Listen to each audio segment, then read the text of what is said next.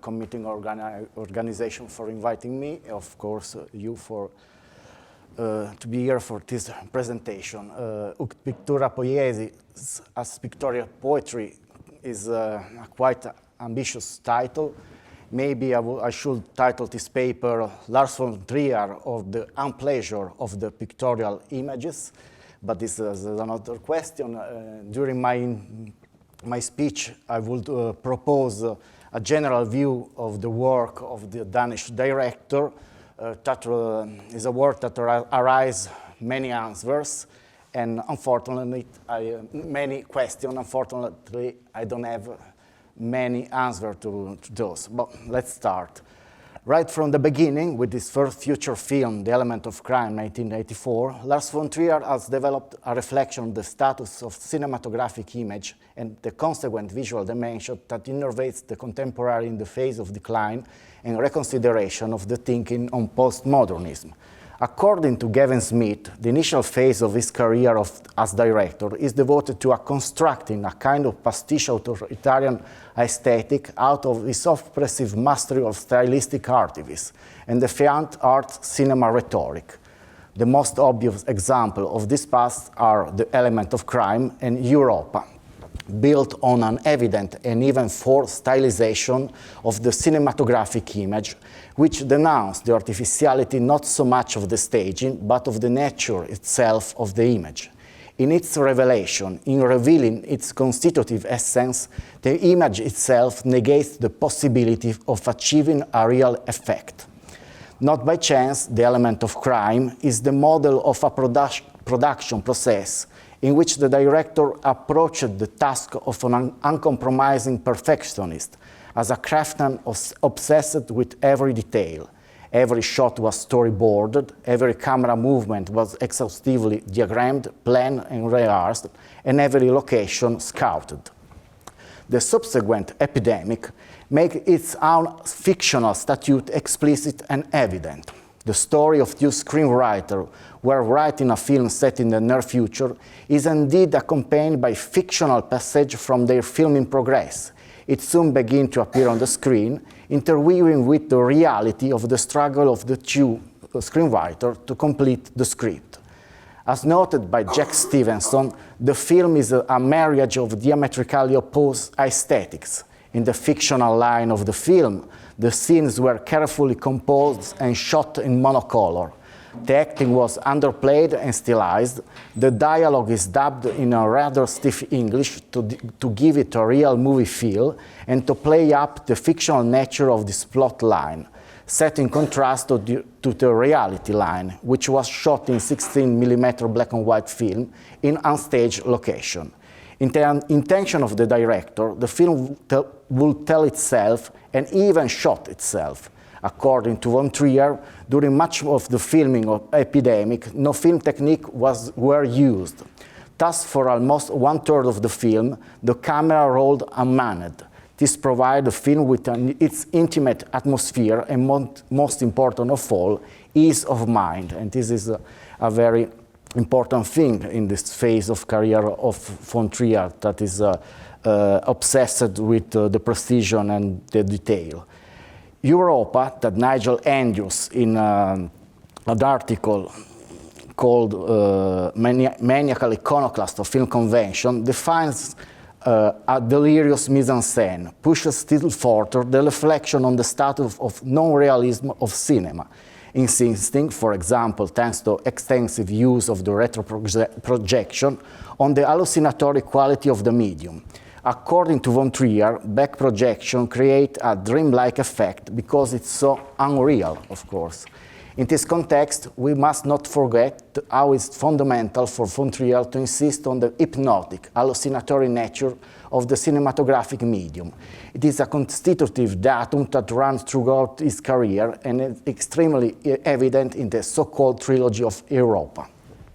In these three films, which mark the phase of a rigorous process of reflection on the ways of making film and the radical aversion to certain modus operandi, including production, von Trier used the specificity of the medium to propose the status of unreality of the same. The films themselves reflect and manifest their own fictional nature. from a point of view of stylistic exasperation, from that of a narrative structure, or by using technological procedure, the back projection, the combination of different formats, the use of black color and black and white in the same frame, which reveal the artificiality of the staging and thus deny the possibility of realism. In a second phase of his career, the Danish director is looking for new territories, which paradoxically lead him to search for an index of reality that will come in a third phase of his artistic path, again challenged. In fact, at the time of reformulation of the aesthetics category that followed the decline of the analogical dimension of the cinema medium, von Trier's work makes it clear that the role of simulacrum of cinematographic image is liminal. In his case, it opens itself up to a direct comparison with the pictorial dimension. This problematic comparison becomes the generator of a new status of the image, suspended in between painting and cinema. I will propose only some suggestions that the Danish director, film constructed to explicitly emphasize the alterity of the present of the image painting within the agglomeration of cinematographic images, thereby creating a branch full of aporias, shifts, and new meanings arising from the conflict between the representative regime that in their integration expunges their primary ontological dimension. If there is a given watershed in von Trier's way of making films, this is at least symbolically 1995. In that year, he repudiates the idea of cinema as giant train set and embraced a more direct, personal form of expression with his half-parodic, half-serious Dogma 95 manifesto. As pointed out by Caroline Bainbridge, Dogma 95 had a huge impact on the stylistic sensibility of Lars von Trier's work, marking an elaborate shift away from an highly technical approach to filmmaking toward a style that seemed much freer and more liberal.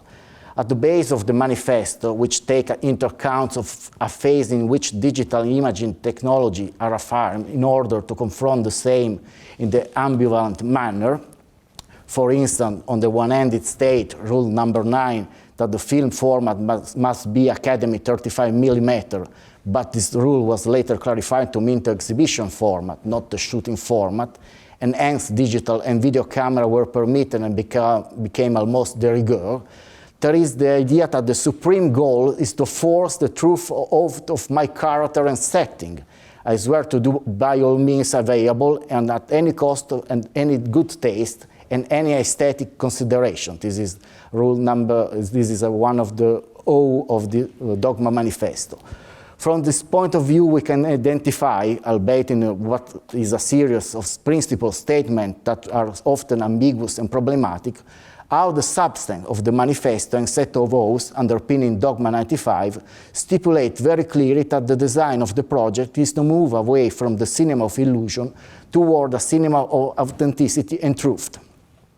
In reflecting the possibility of realism, von Trier posed himself with a double perspective. The first directly involves the cinematographic technological apparatus, while the second, partly influenced by the first, pertains to the emotional ambit of the expression within the film. If Dogma 95 frees the filmmaker from the need to adapt to a technological production formalism, allowing him to effectively confront himself with a lighter and an apparently immediate technology, the digital one, on the other, it allows him to approach a more human dimension of expression of affection. According to Bainbridge, the film of Dogma 95 strives toward authenticity on the one hand, but also attempt to represent our emotional and psychological experience of the world. And from this point of view, Dogma can be aligned with some André Bazin humanist view of cinematic realism. The relationship between the technological aesthetic dimension and emotion, between the exasperate mannerism, formalism, and realism, is a pole around which von Trier's cinema is organized, producing a creative tension in which the binomial emotion-realism is invested with a meaning that over-determines it. By this I mean that the meaning of the film lies in the possibility of rendering, through certain technical procedure, the pathos that runs through the acting body. From here derive directorial styles that break with the experience of hyper-control and relies on the shooting practice like the handheld camera, video or digital, and the overcoming of the limit of a sort of good cinematographic grammar. Breaking the waves and the idiots are the point of arrival of this new experience, whose concept of plausibility is entrusted in a very intimate and cohesive union between the actor performance, the use of the set in which the actor moves, and the use of the documentary camera style, light and lighting.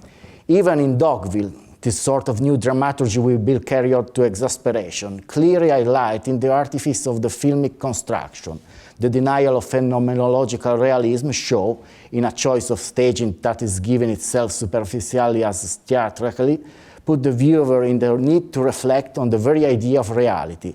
And as von Trier set out again in a direction in which to make evident, through the use of the cinematographic image, his own artificiality. Is substantial to refer to a regime that serves from the real, permits it, but then transfigures and modifies. The process of deconstruction and refiguration carried out in Dogville is taken to the extreme in Melancholia, where the fundamental act of a suspended narrative ends with the end of history, and obviously of all its stories. The end of the narrative, explicitly posed at the end as a certain kind of cinema that even von Trier himself had made in the past, consequently leads to a figurative supremacy of the image. The latter has become a vehicle for the materialization of plurality of tension, symbolic and structural, temporal and sensorial. The image film Melancholia, continuously tending toward the paradox of a pictorial and photographic hyperrealism, is therefore an attempt to realize a major project in which the multiplicity of the significant level, cinema time, the film times, and the time of history, are cancelled, summarized in an image that insists on the aporias or impasses of reality in order for it to emerge better. To purse this reflection, the Danish director will elaborate a syncretic approach of union between different types of images, the cinematographic one and the pictorial and photographical one, making them interact with each other to free up a further sense, denying the approach of realism. Breaking the Wave is a film based on a constitutive paradox. It is formally a melodrama, certain kind of melodrama, therefore a strongly stylized genre, created with a shooting technique that looks at the documentary style. The tension that is generated between this model of representation, one of a thematic stylistic type and the other that pertains to the dynamics of how cinematographic recovery can be rendered real in a non-mediated documentary form, produce a sort of realism that attempts to deny itself. And in the moment of this denial makes it emerge, there is the data can make refer to real, and thus that is standard part of an artificial dimension. In the narrative subdivision into chapter, which will become pragmatic in von Trier's cinema and which will indicate precisely that there is an enunciative will, as if to underline to the spectator that is about to witness a story being told, we find a remodeling intervention on the image that affects the processuality of supposed documentary realism, on which the narrative act of best history is based.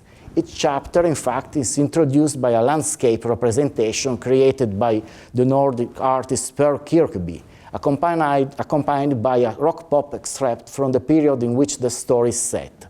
The landscape dimension of these images reveals its otherness compared to that of the landscape in which the character acted during the film.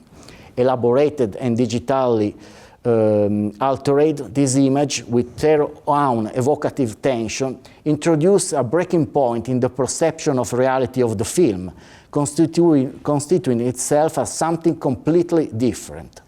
They represent a sort of suture, a form of passage towards that pictoriality that will be even more insistent and manifest. If they formally refer back to a referent who is that of the landscape which, before becoming cinematographic, becomes pictorial, On the other, they testify to the complex relationship that is established between cinema and painting, a place of overcoming one by other, cinema as a realization of more than painting, beyond painting.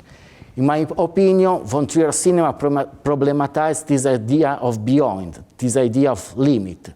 His cinema is perennially on the threshold, and when the cinematographic image is confronted with the pictorial dimension, it does not do in intention of overcome it.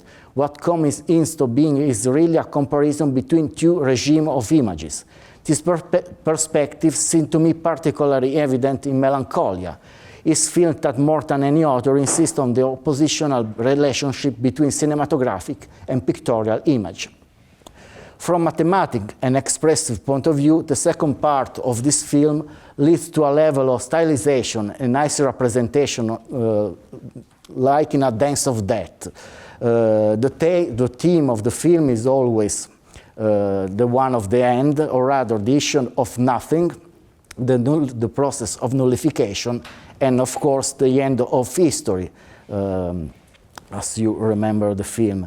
In this film, in this part of the film, the second one, there is a transition to a type of static and pictorial images. In fact, in the film, von Trier alternates between two ways of shooting. Especially in the first part, he uses a very movable camera, either an hand or placed on his shoulder, which is constantly focused on the characters. Instead, the second part of the film offers a completely different visual dimension.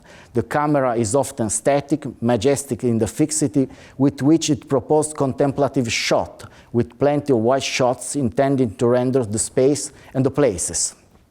So the film proceeds in the clean break from the first to the second part to stagnation of the shot of the filmic image that evokes the fixity of both painting and photography, where the latter is not intended as an index of the real, but rather as a stagnation of time that opens up to a further level capable of conveying a ghostly, fantastic, and otherwise abstract dimension. The evocation of painting of the past through the work of masters such as Bosch, Bruegel, Caravaggio, and the Raphaelites refers not so much, or rather not only, to the dimension of the pictorial treatment that we find in the second part of the film, as to the prologue of the same. The prologue, which lasts about 8 minutes and is accompanied by the overture of Wagner, Tristan und Isolde, it's a dazzling beauty. In its dazzling beauty, it could be the work in and of itself, if it weren't just a summary introduction of the film themes, raising them to a level of rarefaction that finds meaning precisely in the abstract dimension of the shot.